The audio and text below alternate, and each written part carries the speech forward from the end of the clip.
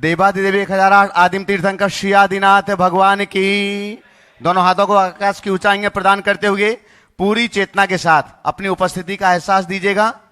चैतन्य चमत्कारी श्री चंद्र प्रभु भगवान की, परम शांति विधायक श्री शांतिनाथ भगवान की, चिंतामणि श्री पार्श्वनाथ भगवान की, वर्तमान शासन नायक श्री महावीर भगवान की, 24 तीर्थंकर भगवंतों की, संत श्रोमणी 108 आचार्य गुरुवर श्री विद्यासागर जी महामुनिराज की, आचार्य श्री समय सागर जी महाराज की, गुणायतन प्रणेता, शंका समाधान प्रवर्तक, भावना योग जनक, तरुणाई के प्रखर वक्ता, पूज्य मुनिवर श्री प्रमाण सागर जी महाराज की, पूज्य मुनिवर श्री संधान सागर जी महाराज की, समस्त मुनि संघ की।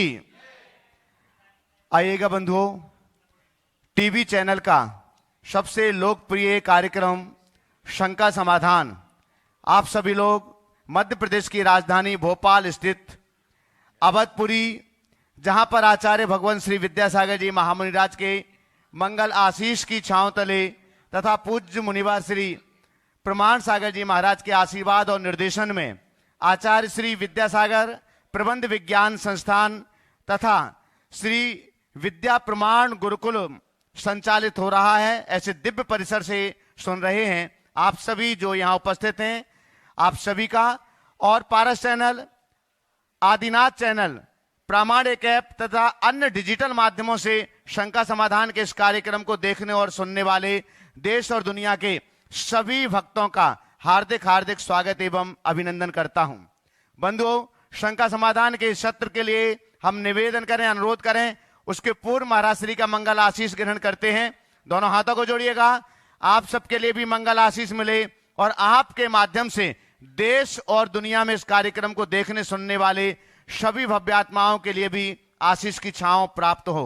हे महाराज श्री, नमोस्तु नमोस्तु नमोस्तु, इच्छामि इच्छामि इच्छामि। आइएगा बंधुओं, जैसे कि आप सभी के लोगों के लिए मालूम है कि पूज्य महाराज श्री की प्रातःकालीन मंगल देशना एक मौलिक सूत्रों के रूप में चल रही है। भावना योग से नकारात्मकता का हल, और हिंदी वर्णमाला के लगभग 40 से 42 अक्षरों में से अभी प्रथम अक्षर अ अक्षर पर महाराज श्री की दिव्य देशना चल रही है। आज 8वां प्रवचन संपन्न हो चुका है और आने वाले दिनों में आज महाराज श्री ने अस्थिरता, आपके अंदर जो नेगेटिव एनर्जी है जिससे आप अपने मन को, विचारों को स्थिर नहीं कर पाते हैं, उन सबको दूर करने के लिए बहुत ही मौलिक सूत्र प्रदान किए हैं। एक बार पुनः आपके लिए स्मरण दिला दूं कि ये महाराज श्री के सिर्फ प्रवचन नहीं है बल्कि प्रैक्टिकल भी है, क्योंकि महाराज श्री के प्रवचनों के बाद भावना योग भी प्रैक्टिकल रूप में संपन्न करवाते हैं। जैसे कि आप सभी को मालूम है, ये लगभग 1 वर्ष से अधिक तक चलने वाली प्रवचन श्रृंखला है। 400 से अधिक प्रवचन भावना योग से आधारित हिंदी वर्णमाला के इन अक्षरों पर होंगे। लगभग प्रत्येक अक्षर पर अनुमानित 8 से 10 प्रवचनों की ये श्रृंखला होगी। अभी आ अक्षर की प्रवचन श्रृंखला 2 दिन और शेष हो सकता है और आगे भी बढ़ सकते हैं आपके अंदर के इन विचारों को देखते हुए। बंधुओं, एक बहुत बड़ा सौभाग्य आपके हाथों में आने वाली 30 अप्रैल को प्राप्त होने जा रहा है, जब हम अक्षय तृतीया की पावन पुण्य तिथि में प्रातःकालीन मंगल वेला में श्री विद्या प्रमाण गुरुकुलम की स्थापना महोत्सव को मनाएंगे। साथ ही साथ में जो विद्यार्थी प्रथम वर्ष में चयनित हुए हैं, इस वर्ष 6वीं, 7वीं, 11वीं, 12वीं और सीए की कक्षाओं के लिए लगभग 180 बच्चे चयनित हुए हैं। उन सभी बच्चों का विद्यार्जन संस्कार महोत्सव होगा। ये पहली बार होगा विश्व में जब किसी विद्यालय के प्रारंभ में उन बच्चों के लिए संस्कारित किया जाएगा। महाराज श्री के मंगल कर कमलों से उन सभी विद्यार्थियों के, उन सभी बच्चों के मस्तकों पर ही मंत्र संस्कार दिए जाएंगे और इसका कार्यक्रम 30 अप्रैल को प्रातः 6 बजे मंगलाष्टक अभिषेक शांति धारा के रूप में सामूहिक रूप से प्रारंभ होगा, जो बृहद पांडाल बनाया जा रहा है उस पांडाल में। और उसके बाद 7 बजकर लगभग 7:30 बजे के आसपास श्री विद्या प्रमाण गुरुकुलम के कलश की मंगलमयी स्थापना होगी और 8 बजे से बच्चों के मस्तक पर विद्यार्जन मंत्र संस्कार की मांगलिक क्रियाएं प्रारंभ हो जाएंगी। मरासी का प्रवचन 8:35 पर जो निर्धारित समय है, हम उसी समय को पर सुन सकेंगे। आइएगा बंधुओं, दोनों हाथों को जोड़ते हैं, सारे कार्यक्रमों का सौभाग्य आप ले सकें। भोपाल में तो जो लोग हैं वे हैं ही, फिर से एक बार स्मरण दिला दूं, प्रातः काल में मैंने कहा था, जो भोपाल से बाहर के लोग हैं जिन्हें यहां तक आना है अपने बच्चों को लेकर के, वे अपना रिजर्वेशन सुनिश्चित करें, ट्रेन, बस अथवा अपनी व्हीकल के माध्यम से। और आप अपने आने की, अगर पूर्व में आप पधार रहे हैं तो अपने आने की पूर्व सूचना आप अवश्य प्रदान करें, ताकि आपकी समुचित व्यवस्थाएं हो सकें। हम पूज्यवर मुनि श्री संधान सागर जी महाराज जी के पावन चरणों में प्रार्थना करते हैं। आइए एक बार जयकारा लगाते हैं। जय बोलो पूज्यवर मुनि श्री प्रमाण सागर जी महाराज की, पूज्यवर मुनि श्री संधान सागर जी महाराज की नमोस्त। और चलते हैं गुरु चरणों में इस पावन धरा पर। और आज आप लोगों के प्रश्न लें उससे पूर्व गुरु आज्ञा से जो बाहर से भी कुछ प्रश्न आज आए हैं, उन प्रश्नों को रखते हैं उनकी तरफ से। पूज्य श्री आपके चरणों में दिल्ली से RC जैन साहब नमोस्तु निवेदित करते हुए पूछ रहे हैं कि विचारों में मतभेद होने पर अक्सर संवाद की जगह विवाद हो जाता है। ऐसे में दूसरों के दृष्टिकोण को लिए अपने ऊपर सहिष्णुता तथा उनके मत परिप्रेक्ष्य को समझने की क्षमता हम कैसे विकसित करें? कृपया शंका का समाधान करके हमें अनुग्रह करें। देखिए, विचारों में अंतर आना, विचार भेद होना कोई बुरी बात नहीं, कोई नई बात नहीं है। विचार भेद तो होते हैं। हमारे यहाँ कहा गया मुंडे मुंडे मतिर भिन्ना। दिक्कत वैचारिक भेद से नहीं है, दिक्कत वैचारिक टकराव से होती है। हमें चाहिए कि हम विचारों में टकराव ना होने दें, वैचारिक टकराव से खुद बचे और औरों को बचाए। और इसका एक ही उपाय है कि हम अपने विचारों में स्थिर रहें, पर सामने वाले को के ऊपर अपने विचारों को थोपने की प्रवृत्ति से बचे। ऐसे समय में यदि व्यक्ति थोड़ा सा अपने दृष्टि को अनेकांत से जोड़ ले, अपने विचारों में उदारता ले आए, वैचारिक सहिष्णुता ले आए, तो सब चीज़ें अपने आप अच्छी हो सकती है। कई बार ऐसा होता है जो चीज़ें हमें अपने विचारों से सही दिखती है, सामने वालों के विचारों से वो गलत होती है। कई बार सामने वाले की जो बातें हमारे विचारों से गलत होती है, वो उसकी दृष्टि से सही होती है।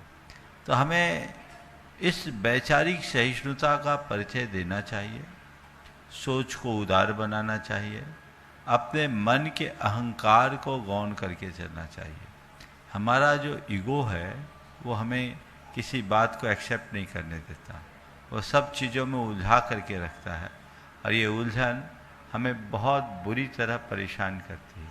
तो इन सब बातों से जब हम अपने आप को जोड़ करके चलते हैं तो परिणाम बहुत अच्छा होता है और जीवन बेहतर बन सकता है। कोलकाता से प्रमोद जी जैन पूछ रहे हैं, हम लोग अपने मोबाइल को अपडेट रखते हैं, पर अपने धार्मिक भावों को कैसे अपडेट रखें ताकि अब जाने की डेट आने से पहले कल्याण हो जाए? मोबाइल को अपडेट रखते हैं, अपने धार्मिक भावों को कैसे अपडेट करें कि अब जाने के पहले डेट याद आ जाए? बहुत सुंदर है। ऊपर जाने के पहले अगर हमें उसकी तिथि का पता लग जाए तो जीवन में बड़ा परिवर्तन आ जाए। मैं तो कहता हूँ अपने जीवन को अपडेट करने का अभ्यास हमें करना ही चाहिए, और इसका बड़ा सरल सा तरीका है, सुबह उठे, आँख खुले तो अपने मन को प्रसन्नता से भरे, प्रभु परमात्मा को अपनी ओर से नमन बंदन करे, आभार प्रकट करे, हर्षित हों और कहें, हे प्रभु आपकी कृपा से मुझे जीवन का यह नया दिन मिला है, मुझे ऐसी दृष्टि दो कि आज की इस दिन को मैं अच्छा दिन बना सकूं। सुबह सुबह अपने दिन को अच्छा दिन बनाने का संकल्प, अपने दिन को अच्छा दिन बनाने की प्रार्थना और विगत दिन में हुई हुई त्रुटियों के सुधार का मनोभाव जगाना ही अपने आप को अपडेट करना है।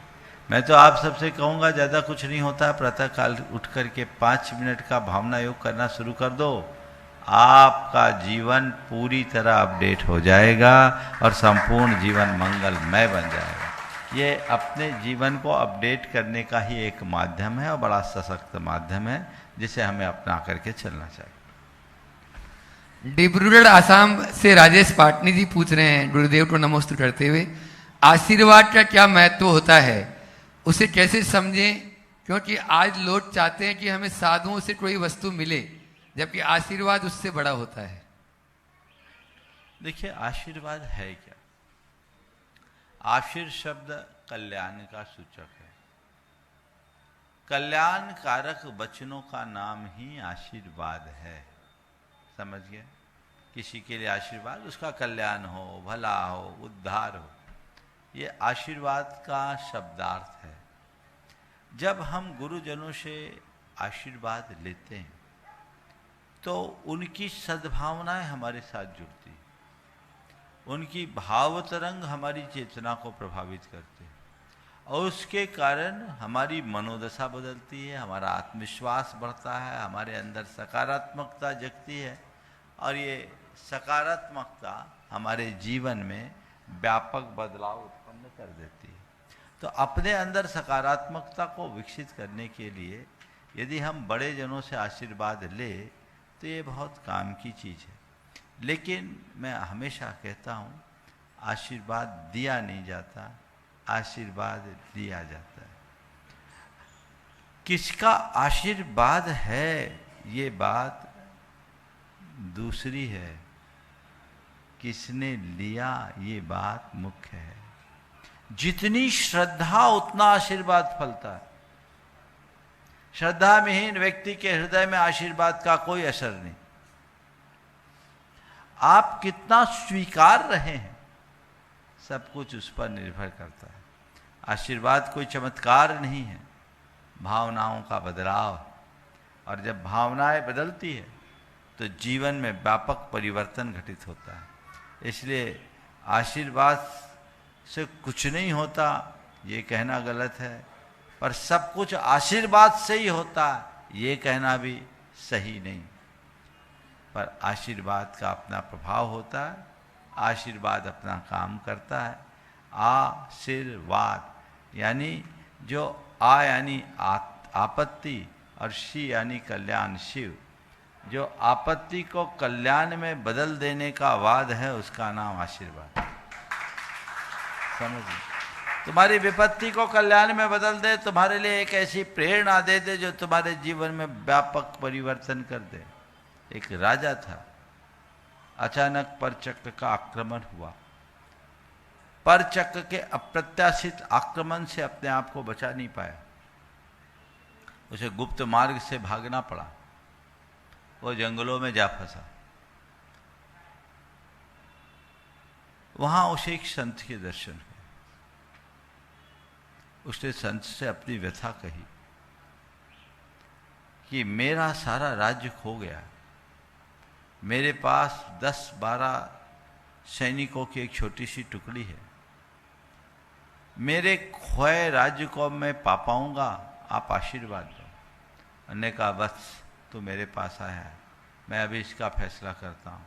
एक काम कर, मेरे पास ये चमत्कारी सिक्का है, मैं इसे उछालता हूँ, तो हेड या टेल बोलना, फैसला अभी हो जाएगा। तो हेड या टेल बोलना, फैसला अभी हो जाएगा। उन्होंने सिक्का उछाला, उसने हेड बोला, देखा तो हेड आया। बोले जा, मेरा आशीर्वाद है, विजयी भव। अब क्या है? उसने धीरे धीरे अपने सैन्य संगठन को मजबूत किया और योजनाबद्ध तरीके से हमला करके अपने खोए हुए साम्राज्य को फिर से पा लिया।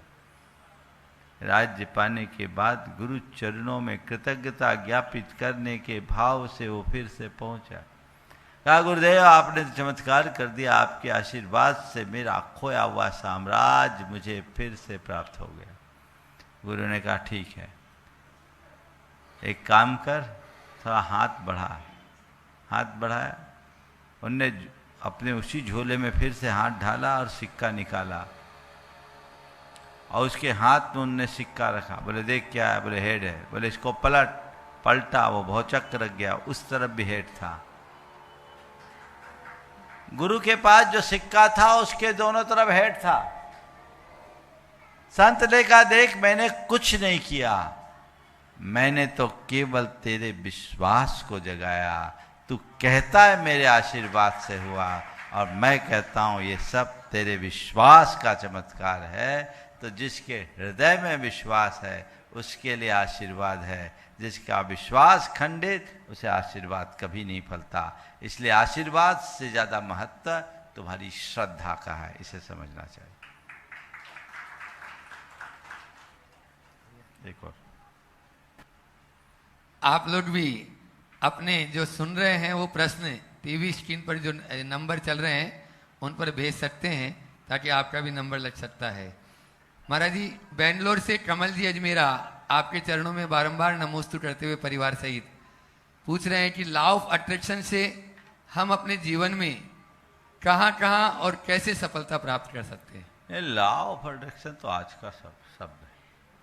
हमारी संस्कृति में तो पूरा जीवन ही भावनाओं से नियंत्रित और संचालित होने की बात की।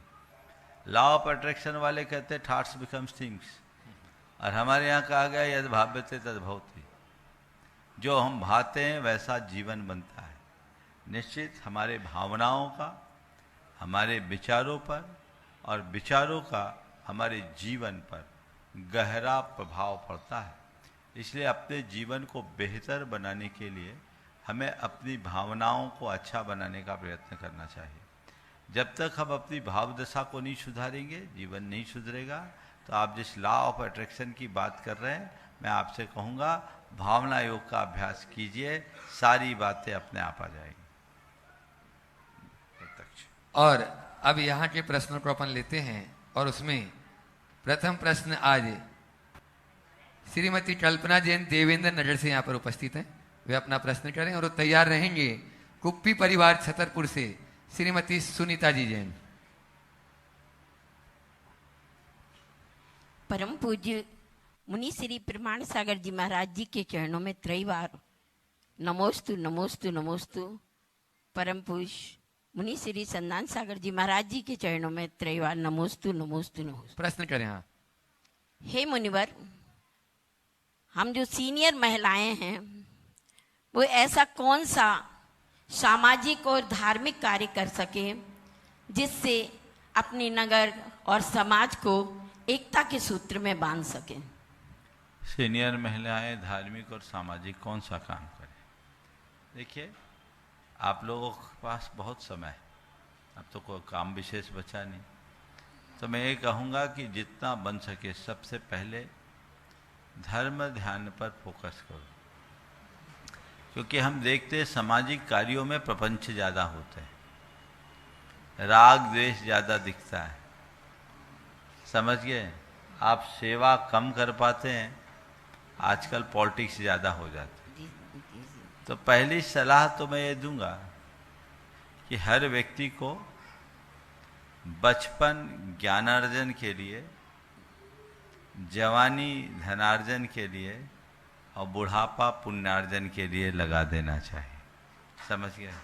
नमस्ते। गुरुदेव कहते थे सीनियर का मतलब ही है सीनियर। समझ गए ना? तो आप सीनियर महिलाएं हैं, सीनियर सिटीजन हैं, सीनियर अपने भीतर की तरफ देखने की कोशिश करो, वो कवायद करो जो जीवन में व्यापक बदलाव घटित कर सके। अपनी दिनचर्या में धर्म ध्यान पर पूरा फोकस होना चाहिए। धार्मिक क्रियाओं और कर्तव्यों के प्रति आपकी दृढ़ता जो जो बनेगी, आपके जीवन में त्यों त्यों निखार आएगा। ये समझना चाहिए कि अब हमारे पास समय बहुत कम है, और यही समय है जो मैं अपने लिए कुछ संग्रहित कर सकूं, कुछ जोड़ सकूं। तो सबसे पहले विशुद्धतया धर्माराधन की प्रक्रिया को अपनाना चाहिए। यदि आप नियमित धर्म ध्यान करने लगेंगे, आपकी भावधारा में भी परिवर्तन आएगा। स्वाध्याय से जुड़िए, उपासना से जुड़िए, व्रत उपवास से जुड़िए, सामायिक का अभ्यास कीजिए, भावना योग कीजिए, जो हमारी चेतना को परिष्कृत करे और घर परिवार में अपने परिवार के सदस्यों से एक सहयोगात्मक और समन्वयात्मक संबंध बनाए, संवाद बनाकर जिम्मेदारियां उनको सौंपिए और खुद अपने स्वयं के उत्तरदायित्व को आत्मसात करने का प्रयत्न कीजिए, पहला प्रयास। दूसरा, इसकी बात समय बचे तो सामाजिक कार्यों में सबसे पहला काम पूरे समाज में धार्मिक और सांस्कृतिक चेतना जगाने का करें। आज के समय में मुझे लगता है समाज में सबसे ज़्यादा इसी बात की ज़रूरत है। चेतना दिनों दिन सुप्त होते जा रही है। हम उनके अंदर चेतना जगाएं, उनकी निष्ठा जगाएं तो बहुत बड़ा परिवर्तन होगा। ये तभी होगा जब हमारे साथ हो। आजकल बुरा मत मानना, समाज सेवा के नाम पर यही होता है कि केवल व्हाट्सएप ग्रुपों में अपनी फ़ोटो घुमाना, यही समाज सेवा है। 4 केले बांटते हैं और व्हाट्सएप में उसे प्रचारित कर देते हैं, तो ये समाज सेवा नहीं है। सेवा एक बहुत बड़ा तप है। वो तभी संभव है जब हम आत्मा के स्तर पर लोगों से जुड़ करके काम करें।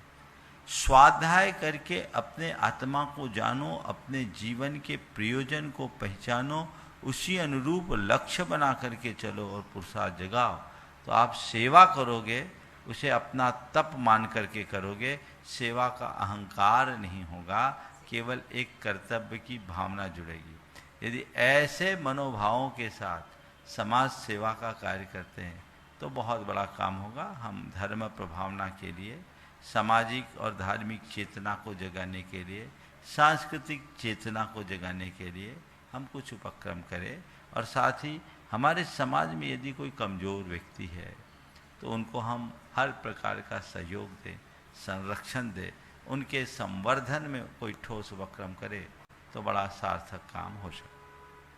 नमोस्तु महाराज श्री, नमोस्तु महाराज। श्रीमती सुनीता जी जैन कुप्पी परिवार, और उसके बाद तैयार रहेंगे आज अपने बीच में कुनकुरी से सपना जी जैन काला, विकास विनीता छाबड़ा, काव्य खुशहाल जी छाबड़ा परिवार यहाँ पर उपस्थित है। वे अपना प्रश्न गुरु चरणों में रखेंगे। मेरे आराध्य गुरुदेव के चरणों में कुप्पी परिवार का सादर नमोस्तु नमोस्तु नमोस्तु। छुल्लक जी के चरणों में इच्छा में। हे गुरुदेव, मेरी शंका है कि गृहस्थ जीवन में रहते हुए राग द्वेष आदि भाव होते हैं, जिससे कर्मों का बंध होता है, और इन राग द्वेष भाव कम हो जाए और इष्ट की प्राप्ति हो, इसके लिए मैं क्या उपाय करूं? शंका का समाधान कीजिए। राग द्वेष कम हो जाए उसके लिए क्या करे? सारा उपदेश ही तो उसी के लिए, जो हम लोग कहते करते जाओ, कम हो जाएगा। एक ही ध्येय बनाओ, मुझे राग द्वेष कम करना है, सब ठीक होगा। चलो नमोस्तु। श्रीमती हो गया। श्रीमती सपना जी काला, विक्की विकास विनीता छाबड़ा, काव्य कुशाल जी छाबड़ा यहाँ पर उपस्थित है। एक बार जोरदार तालियों से इस पूरे परिवार का स्वागत अभिनंदन करें। और मैं चाहूंगा वहीं पर जाकर महावीर जी सिंगई जो गुणायतन ट्रस्टी हैं, और साथ में ही अमित जी उनारसी परिवार गुणायतन ट्रस्टी, वहीं जाकर उनका सम्मान कर देंगे। राजेश जी पारसोम भी वहीं पहुंचे। राजेश जी, हाँ? राजेश जी मड़वैया वे भी वहां पहुंचे। महिला सम्मान के लिए सुनीता जी कुप्पी परिवार आप पहुंचे। प्रश्न करें। सबसे हाँ, पहले सम्मान करने वालों को मैं खुद सम्मान देना चाहती हूँ। आप सभी का बहुत बहुत धन्यवाद। गुरुवर के चरणों में मेरा बारंबार नमोस्तु नमोस्तु। महाराज जी, छामी छुल्लक जी, महाराज जी, भावना योग के माध्यम से मैंने बच्चों को कई बार बोला, आप ज़्यादा नहीं तो 5 मिनट भावना योग कर लो, मन एकाग्र होगा, चित्त एकाग्र होगा। करते हैं, कुछ दिन करते हैं, फिर छोड़ देते हैं, करते हैं, कुछ दिन करते हैं, फिर छोड़ देते हैं। लास्ट ईयर जो 12th और 10th के जो रिजल्ट्स है उसमें बहुत ही ऐसी घटनाएं घटी। किसी ने तो बहुत गलत कदम उठा लिया, किसी ने कुछ कर लिया, किसी ने कुछ कर लिया। अभी भी 10th और 12th के रिजल्ट आने वाले हैं, तो मैं आने वाले समय में बच्चों को ऐसे निराशा ना हो, उसके लिए कुछ आप ऐसा संदेश दीजिए जिससे वे गलत कदम ना उठा सके। मैं ये भावना चाहती हूँ, आप कुछ बोलिए। बच्चों को हमें ठीक तरीके से समझने और समझाने की ज़रूरत है। सबसे पहली बात तो मैं कहूँगा कि अभिभावक बच्चों से ज़्यादा अपेक्षा न रखे और उन पर अतिरिक्त दबाव न बनाए। परिवार का अतिरिक्त दबाव भी बच्चों को परेशान करता है। दूसरी बात, नंबर को महत्व न दें। आज प्रतियोगी परीक्षाओं में उसी को महत्व दिया जाने लगा है जो सबको परेशान करता है।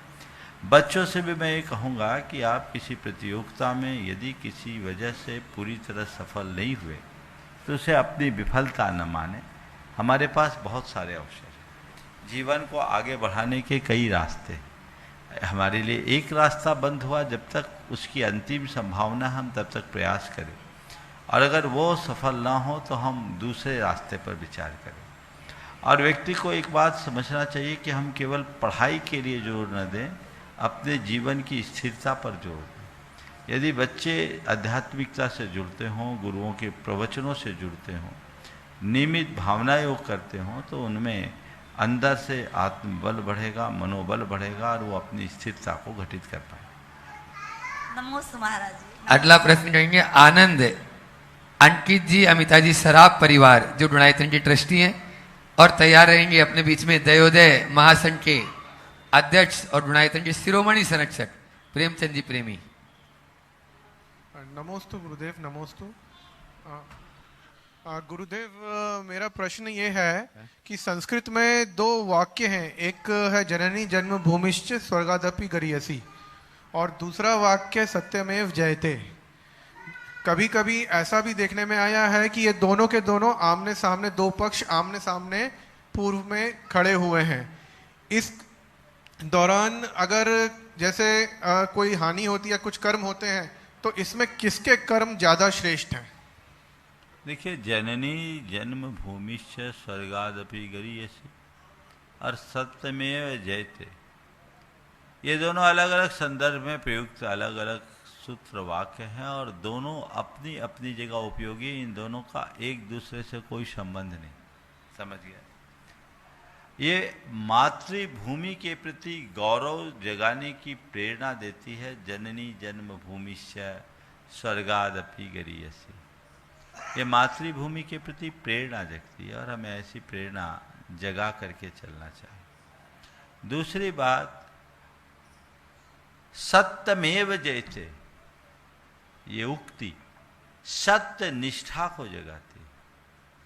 तो मातृभूमि के प्रति श्रद्धा और सत्य के प्रति निष्ठा हमारे जीवन की उन्नति के लिए सबसे आवश्यक तत्व है। जिस व्यक्ति को अपनी मातृभूमि के प्रति निष्ठा ना हो, श्रद्धा ना हो, और जिस व्यक्ति के हृदय में सत्य के प्रति निष्ठा ना हो, वो यूं ही भटक जाएगा, उसका जीवन तबाह हो जाएगा। समझ? सीए पहले गुणायतन के शिरोमणि संरक्षक प्रेमचंद जी प्रेमी और दयोदय महासंघ के यशस्वी अध्यक्ष, एक बार जोरदार ताली बजा दी इनके लिए भी, जो हमेशा अहरनिश जीव दया में लगे रहते हैं। और उसके बाद में तैयार रहेंगे सीए संकल्प दिवाकर जी भोपाल। मुनिद्वय के चरणों में बारंबार नमोस्तु, छुल्लक महाराज जी के चरणों में एक शामी।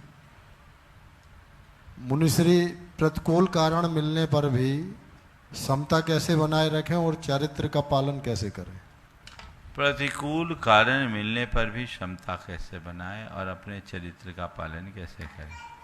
देखिए, कितने भी प्रतिकूल कारण हों, अपने मन की स्थिरता या समता बनाए रखना है तो चार बातों को ध्यान में रखें। सबसे पहली बात, सोच को सकारात्मक बनाएं, यानी प्रतिकूल की अनुकूल व्याख्या करें, अपने दृष्टिकोण को परिवर्तित कर लें।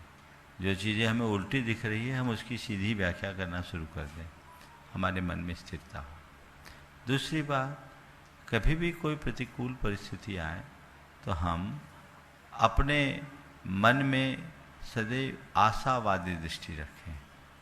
ठीक है, आज प्रतिकूलता है, कल अनुकूल होगा, अभी रात है, प्रभात होगी। ये सोच हमारे मन में स्थिरता लाती।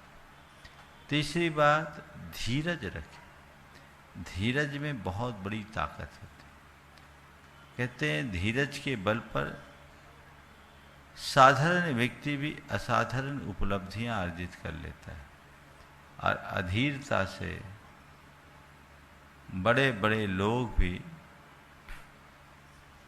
चित्त हो जाते हैं। इसलिए धीरज मनुष्य को ताकतवर बनाती है और अधीरता हमें कमजोर बना देती है। इसलिए मन में धीरज को विकसित करें। और चौथी बात, अपने आत्मविश्वास को जगाए रखें, कर्म सिद्धांत पर विश्वास रखें। आत्मा पर विश्वास, कर्म पर विश्वास, ये आध्यात्मिक दृष्टि। जो व्यक्ति आत्मा पर विश्वास रखता है उसे लगता है कुछ प्रतिकूल है ही नहीं, हमारी आत्मा का एक प्रदेश भी इधर से उधर नहीं हो सकता, मैं तो शाश्वत आत्मा हूँ, एगो में शाश्वतो आधा, मैं एकमात्र शाश्वत आत्मा हूँ, ये दृष्टिकोण है। और दूसरी बात, कर्म के सिद्धांत पर विश्वास करो कि ये संसार में जो भी चीज़ें हैं बनती है बदलती है, एक संयोग है और ये सारे संयोग कर्म के आश्रित है, मेरे आश्रित नहीं। यदि ऐसी दृष्टि और सोच बन जाए तो चीज़ें बहुत आसानी से बदल सकती है और जीवन बेहतर बन सकता है। नमस्ते। सी संकल्प जी दिवाकर भोपाल, और उसके बाद तैयार रहेंगे गुणायतन ट्रस्टी अमित जी शिल्पी उनारसी परिवार लाल जाठी। महाराज श्री को त्रैवार नमोस्तु नमोस्तु नमोस्तु। चुल्लक महाराज श्री को इच्छामी इच्छामी इच्छामी। महाराज श्री, मेरा एक क्वेश्चन था कि इस धरा पर भगवान होते हैं, उनकी आयु भी डिसाइडेड होती है कि इतने साल की होगी, लेकिन स्वर्ग में तो दिन रात नहीं होते, वहां देवों की आयु कैसे डिसाइड होती है? यहाँ का कैलेंडर वहाँ चलता है। और महाराज श्री, हर भगवान के समय में अलग अलग सौधर्म इंद्र होते हैं क्या? नहीं, ऐसा कोई जरूरी नहीं है। एक सौधर्म इंद्र के काल में अनेक भगवान हो सकते हैं, लेकिन 24 में ऐसा कोई जरूरी नहीं। अगर आयु के हिसाब से हम देखें तो हमारे अंतिम तीर्थंकरों का काल संख्यात वर्ष के अंतर्गत है। इसमें मुझे लगता है वो बल्कि 3 क्या 5 तीर्थंकरों का काल संख्यात वर्ष में है। तो मुझे लगता है कि हो सकता है कोई सौधर्मेंद्र ऐसा हो कि अधिक से अधिक तीर्थंकरों का। सौधर्मेंद्र की 2 सागर की आयु होती है, अधिकतम 2.5 सागर मान ले। तो इतनी आयु वाला इंद्र उस अवधि में जितने भी तीर्थंकर हो उनका कल्याण कर सकते।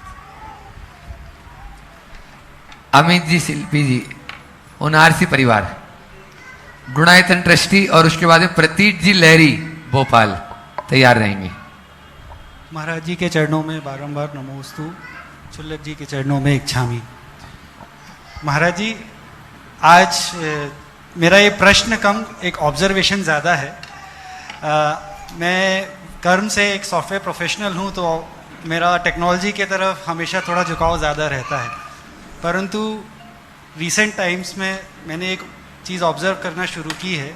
यूट्यूब जो बहुत अच्छा एक माध्यम है, आज से 20 साल पहले जब हम लोग पढ़ाई करते थे, हमारे पास कोई साधन नहीं था कि हम जाके चीज़ें देख सके कि प्लैनेट्स कैसे होते हैं और फिजिक्स कैसे काम करता है और केमिस्ट्री कैसे काम करता है। आज यूट्यूब पे वो सब उपलब्ध है, तो बहुत अच्छा माध्यम है सभी बच्चों के लिए या हमारी एज की कोई भी प्रोफेशनल्स के लिए कोई भी चीज़ पढ़ने के लिए। परंतु क्या देख रहा हूँ कि जो ये चैनल्स की होड़ लग गई है और सो कॉल्ड इन्फ्लुएंसर्स हर दूसरे दिन आ रहे हैं, तो यूट्यूब नॉलेज की बजाय एक पैसा कमाने का, इजी मनी कमाने का साधन बनते जा रहा है। बहुत सारे लोग प्रोफेशनल्स अपनी जॉब्स छोड़ छोड़ के यूट्यूब चैनल्स बनाने में लग गए हैं, या कुछ बच्चे ये सोचने लगे हैं कि यूट्यूब एक ज़्यादा अच्छा ऑप्शन है पढ़ाई करने के बजाय। तो हमारी जनरेशन और आगे हमारी कंट्री के लिए भी यह बहुत घातक सिद्ध हो सकता है, क्योंकि हमारी जो आगे की जनरेशन है वो इस गलत डायरेक्शन में ना जाने लगे। बहुत ही गंभीर मुद्दा आपने उठाया। मैं सभी से ये कहूँगा, यह सब आत्मघाती कदम। आज अच्छा लग रहा है लेकिन कल ये अच्छा नहीं हो सकता। इसका परिणाम सदैव घातक रहा और घातक ही रहेगा। लोगों को समझना चाहिए कि ये टेक्नोलॉजी है। टेक्नोलॉजी की लंबी उम्र नहीं होती, रोज बदलती है। आज यूट्यूब है आपके सामने, पर कितने दिन तक चलेगा कह नहीं सकते। अब तो एआई के युग में है, और एआई के माध्यम से तो अब बहुत सारे काम होने लगे हैं। सब बेरोजगार हो जाएंगे, सारा काम तो आपका एआई कर देगा। आदमी का क्या होगा? उस दिन वे लोग सब निकम्मे हो जाएंगे जिस दिन आर्टिफिशियल इंटेलिजेंस पूरी तरह समाज में छा जाएगा। अगर आपको अपने आप को सुरक्षित रखना है तो सबको एक ही काम करना है, वह है कला और गुणों का विकास। ये आर्टिफिशियल इंटेलिजेंस की बात नहीं है, उसको तो आपको मैन्युअली ही करना होगा, खुद करना होगा, जो आपका अपना क्रिएशन है। तो वो क्षमता लोगों में आनी चाहिए। मैं बच्चों को कहूँगा कि उन्हें अपना ध्यान अपने अध्ययन पर देना चाहिए। और जहाँ तक प्रोफेशन है तो प्रोफेशन में भी ऐसे ही विकल्प का चुनाव करना चाहिए जिसमें स्थायित्व। ये चीज़ें आज है कल बदल जाएगी तो फिर क्या करोगे? हर 2-5 साल में चीज़ें बदलती है, बहुत तेज़ी से बदलती है ना। तो इन बातों को ध्यान में रखना चाहिए, बच्चों को भी समझाना चाहिए कि हम अल्पकालिक लाभ को न देखें, दीर्घकालिक हितों का ख्याल करें। जो लोग इस अल्पकालिक आकर्षण में उलझ जाते हैं उनका दीर्घकालिक हित खंडित हो जाता है। इसलिए अपने हितों को साधने की कोशिश करना चाहिए और उसी दिशा में सभी को मिल बैठकर प्रयत्न करना चाहिए। जब तक ऐसा प्रयास और पुरुषार्थ हम नहीं करते जीवन में कुछ अच्छा नहीं घट सकता। प्रतीक जी लहरी भोपाल, और उसके बाद अपने बीच में जबलपुर से राजकुमार जी जैन जो डोनायतन जी ट्रस्टी हैं वे तैयार रहेंगे और उनके सम्मान की भी तैयार रखेंगे। गुरुदेव के चरणों में नमोस्तु, महाराज जी के चरणों में इक्षामी। महाराज जी, आगामी 30 तारीख को आपके असीम अनुकंपा और आशीर्वाद से जिस ऐतिहासिक विद्या प्रमाण गुरुकुलम का शुभारंभ होने जा रहा है उसके लिए हम आपकी इस दूरदृष्टि के लिए, अनुकंपा के लिए जीवन भर आभारी रहेंगे। गुरुदेव, हमारे बच्चों को गुरुकुलम के माध्यम से जिस स्कूल में शिक्षा प्राप्त करने का अवसर मिल रहा है वह आपके आशीर्वाद से निश्चित ही हार्वर्ड और कैम्ब्रिज से कम नहीं है। गुरुदेव, आशा ही नहीं पूर्ण विश्वास है कि निश्चित ही आपके मन में बेटियों के प्रति भी कुछ ना कुछ तो होगा, परंतु गुरुदेव इसे शंका कहें या निवेदन कि बेटियों के लिए भी कुछ इस तरह की स्कॉलरशिप योजना शुरू हो जाए तो आपकी अनुकंपा दुगनी हो जाएगी। गुरुदेव नमोस्तु। बहुत अच्छी बात है। पहले तो मैं कहना चाहूँगा कि सभी लोग इसे बहुत अच्छे से ध्यान रखें कि आगामी 30 तारीख की तिथि अक्षय तृतीया की तिथि है और वह इस भोपाल शहर के लिए एक नए इतिहास की कड़ी बनने जा रही है और सभी को उसका हृदय से स्वागत करना चाहिए। श्री विद्या प्रमाण गुरुकुलम की स्थापना अक्षय तृतीया के दिन होगी और हम सोच रहे हैं कि उस दिन बच्चों को केवल इसलिए बुलाया, यद्यपि आगे से छुट्टियां हैं, लेकिन एक दिन के लिए बच्चों को इसलिए बुलाया गया कि बच्चों के ऊपर वह संस्कार किया जाए जो विद्यार्जन संस्कार है। वो बच्चे बड़े भाग्यशाली होंगे जो गुरुओं के माध्यम से ऐसे संस्कार को प्राप्त करेंगे और जो ऐसे संस्कार ग्रहण करके विद्यार्जन करेंगे उनकी ज्ञानाराधना परिपूर्ण होगी। अपनी ज्ञानाराधना को परिपूर्ण करने के लिए इस मंच से सभी बच्चों तक ये समाचार पहुंचाएं और आप सभी लोग भी बढ़ चढ़ करके अपनी भागीदारी करें, क्योंकि ये ज्ञान यज्ञ का शुभारंभ है। अक्षय तृतीया आपके जीवन के लिए अक्षय पुण्य का हेतु बन करके आ रही है। इसलिए इस कार्यक्रम को जो प्रातःकाल 6 बजे से प्रारंभ होगा और लगभग 10 बजे 9:30 10 बजे तक चलेगा, एक एक बच्चे अभिषेक पूजन करने के उपरांत मांत्रिक संस्कारों से अभिमंडित होंगे। तो आप सब लोग अपने अपने स्तर पर सब तरफ ये संदेश फैला दें जिससे सभी लोग समय पर उपस्थित होकर लाभ ले सके।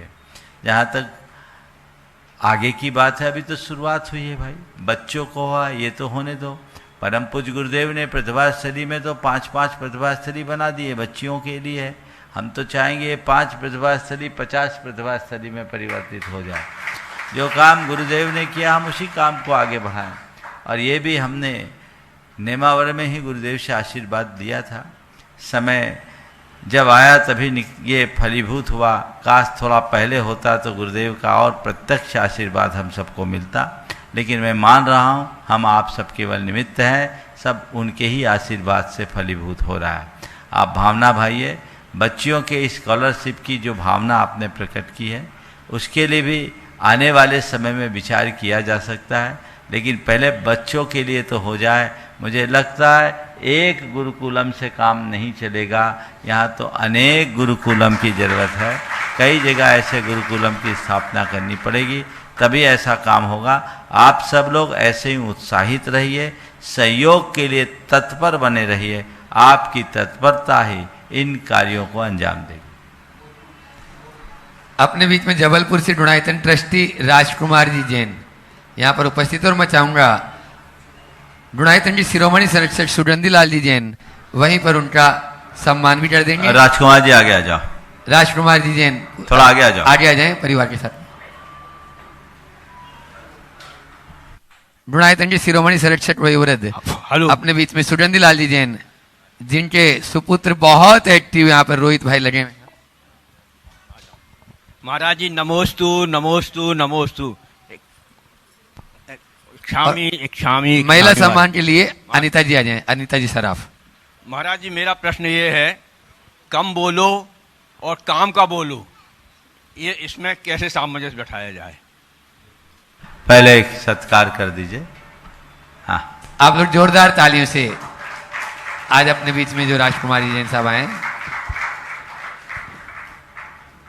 कम बोलो और काम का बोलो, बहुत अच्छा सूत्र है। आपने पूछा इसे कैसे चरितार्थ करें।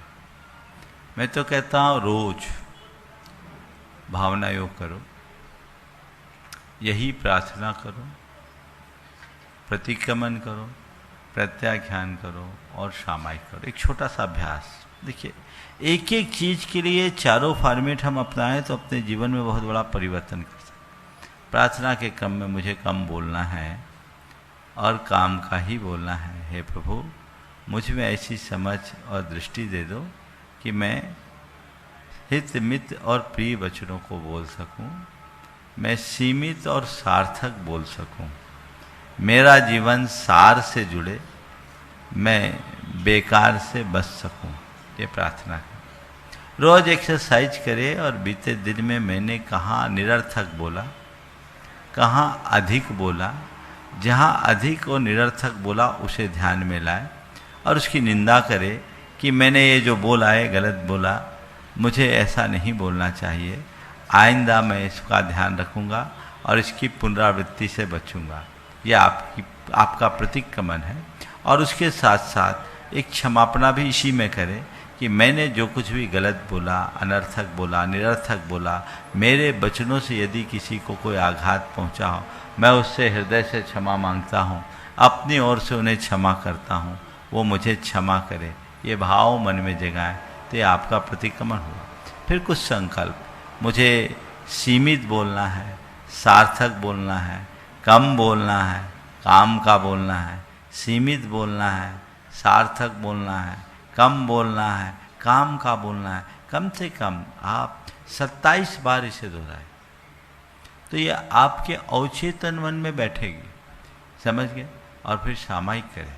सामायिक करते समय आप ऐसे अपने अंदर ध्यान करें कि मैं एकदम एक शांत सरोवर के किनारे बैठा। सरोवर में पहले तरंगे हैं और वो तरंगे धीरे धीरे शांत हो रही। जैसे तरंगे शांत हो रही है वैसे ही वैसे मेरे मन की तरंगे शांत हो रही है। मैं बिल्कुल शांत हो रहा हूँ। शांति मेरा स्वभाव बन रहा है, संयम मेरा स्वभाव बन रहा है और अब मैं उस आत्म नियंत्रण की क्षमता को प्राप्त कर गया हूँ। अब मेरे मुख से कुछ भी निरर्थक और अनर्गल नहीं निकल रहा है। मैं शब्दातीत हूँ, निशब्द हूँ, शब्द से परे हूँ, अशब्द हूँ। ये बात बार बार दोहराएं और अपने मन से कहें, मुझे ऐसे ही शांत स्वभाव को धारण करना है और सीमित सार्थक बोलना है। ये कमांड आप 21 दिन तक नियमित करके देखिए, चमत्कारिक परिणाम आएगा। और इसमें एक चीज़ और जोड़ दे तो और ज़्यादा अच्छा होगा कि जब जब आपको लगे कि मैंने गलत बोला, नोट करिए, और जितनी बार गलत बोला उतनी बार मंदिर में 100 रुपया की पेनाल्टी डालिए, ईमानदारी। ज़्यादा नहीं, 4-5 हज़ार में सुधर जाओगे। करके देखिए। नमोस्तु महाराज जी, नमोस्तु। एक शामी महाराज। अगला प्रश्न कर रहे हैं आस्था जी जैन भोपाल, और उसके बाद तैयार रहेंगे नीति जैन कलवैया, गुणायतन ट्रस्टी मुंबई से। समस्त मुनि वरों के चरणों में बारंबार नमोस्तु, समस्त क्षुल्लक जी के चरणों में बारंबार इक्षामी। महाराज जी, मैंने एक न्यूज़ आर्टिकल पढ़ा था जिसमें जैन धर्म और हिंदू धर्म के बारे में बताया गया था।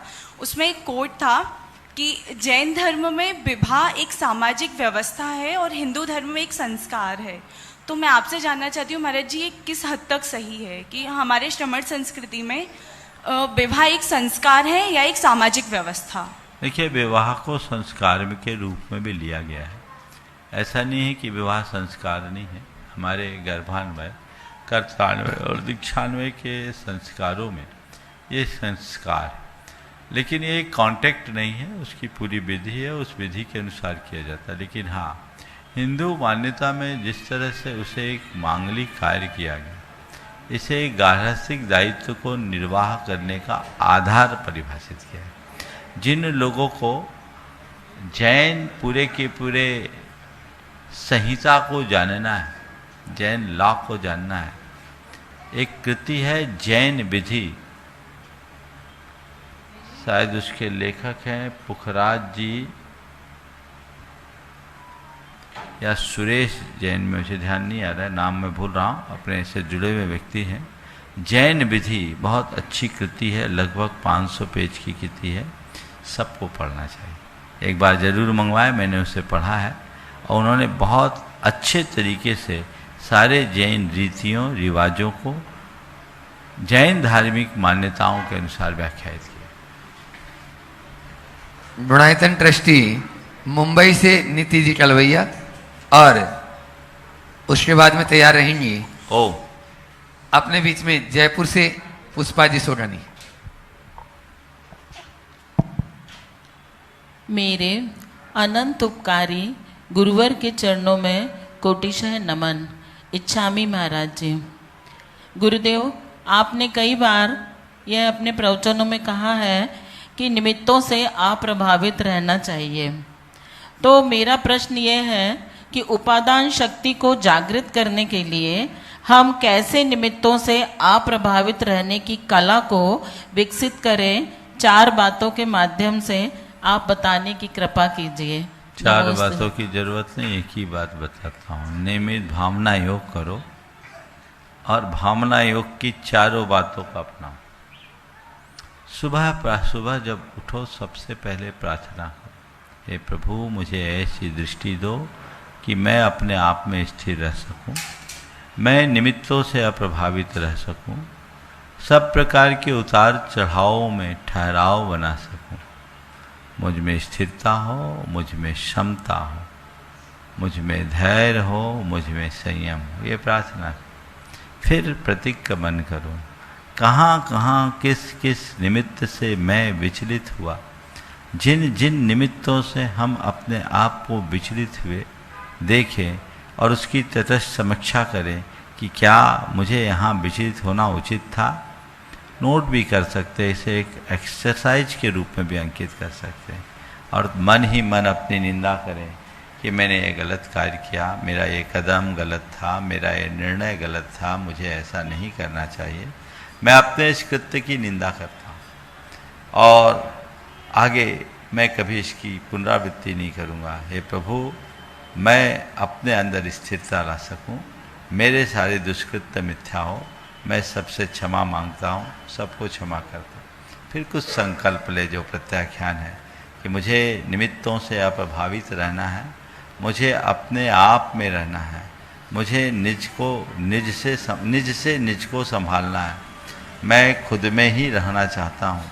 इस तरह की बातें अपने मन में बार बार दोहराएं और फिर अंत में अपनी आत्मा के सहज शांत शुद्ध परम स्वभाव का ध्यान करें। सहजो हम, शुद्धो हम, शांतो हम, सो हम, और मन ही मन अपने आप को स्थिर बनाए रखने का संकल्प रखें, तो ये आपकी चेतना को जागृत करेंगे और आप निमित्तों से बच पाएंगे। मैं एक बात आप सबसे जरूर कहना चाहता हूँ, ये केवल मार्गदर्शन पाकर के नहीं बदलेंगे। हम अपने जीवन में बदलाव चाहते हैं तो हमने कोई प्रवचन सुन लिया, किसी से मार्गदर्शन पा लिया, इतने भर से हम नहीं बदल सकते। हमारा बदलाव तभी होगा जब हम एक अभ्यास करें। इसी अभ्यास का नाम साधना है। तो हम जो भी बदलाव चाहते हैं उसके लिए सतत प्रयास करने की ज़रूरत है, सतत अभ्यास करने की ज़रूरत है, तभी हम अपने आप को बदल सकें। नमोस्तु महाराज। पुष्पा जी सोडानी जयपुर से अपने बीच में वे अपना प्रश्न कर रही हैं, और उनके साथ में हैं अंजू जी जैन गुड़गांव। नमस्ते महाराज श्री, नमस्ते नमस्ते। इच्छा ही महाराज श्री।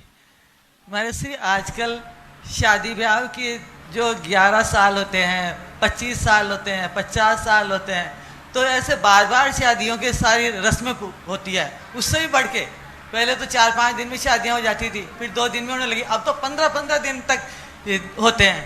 क्या इसमें क्या कितना दोष लगता है, हम जाने वालों को भी कितना दोष लगता है महाराज श्री? अब ये आजकल रिवाज बन गया है ना। ये आजकल ऐसा इसलिए होने लगा है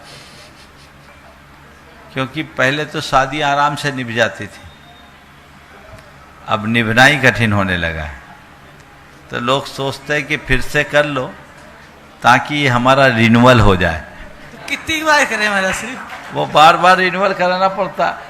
पहले जो एक बार परमानेंट हो जाए उसको रिन्यूअल कराने की जरूरत नहीं। अब मुझे लगता है सब कुछ टेम्परेरी होने लगा, इसलिए रिन्यूअल कराने के लिए तरोताज करते हैं। निश्चित ये एक गलत प्रवृत्ति है, और उसमें इस तरह का आडंबर जोड़ना कतई उचित नहीं है। घर में उत्सव करना बुरा नहीं है, लेकिन आनंद उत्सव के साथ उसका स्वरूप सही होना चाहिए।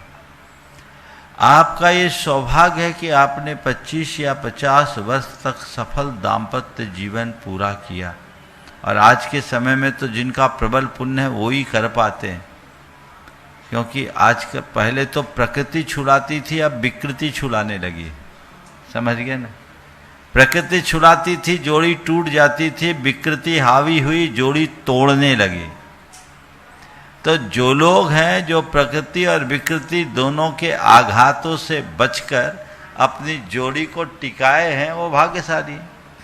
तो तुम्हारा पुण्य है, तो फिर ऐसे जिस पुण्य के प्रताप से तुमने ऐसे मांगलिक, ऐसे अच्छे संयोग पाए हैं, तो तुम्हें उस पुण्य की वृद्धि के लिए प्रयत्नशील होना चाहिए।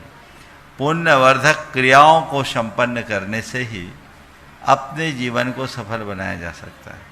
तो जब भी ऐसा कार्यक्रम कोई करते हैं तो उनमें पापात्मक क्रिया करने की जगह पुण्यवर्धक क्रियाएं करना चाहिए। पुण्यवर्धनी क्रियाएं हमारे जीवन के लिए कल्याणकारी होती है, अन्यथा जिस दिन पुण्य छीन होगा हमारे हाथ में कुछ नहीं होगा। और इसमें अनावश्यक आडंबर और रुपयों का अपव्यय कतई उचित नहीं है। लोग भी जाते हैं और उनके विवाह की अनुमोदना करते हैं, तो एक प्रकार की सांसारिक क्रिया का अनुमोदन है जो बहुत ज़्यादा उचित नहीं है। इसमें अतिरंजन नहीं होना चाहिए। हमें संयत रूप में ही अपनी सारी मर्यादाओं को ध्यान में रखते हुए इनका पालन करना चाहिए। समय आप सबका हो गया, यहीं पर विराम।